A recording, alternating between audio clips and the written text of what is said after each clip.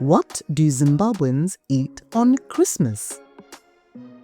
Christmas in Zimbabwe is a magical time.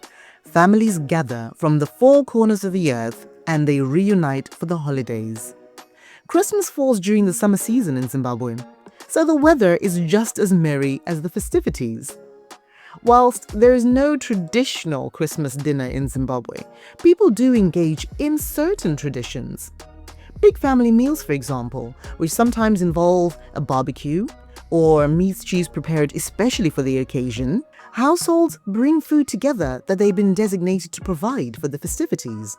And the endless array of drinks keeps the festivities going. While some families will order in a Christmas hamper, yet others delight in large extended family gatherings where they have the opportunity to reconnect with their loved ones. How do you celebrate your Christmas get-togethers? Tell us on our socials. You'll find us at Sarura Kids.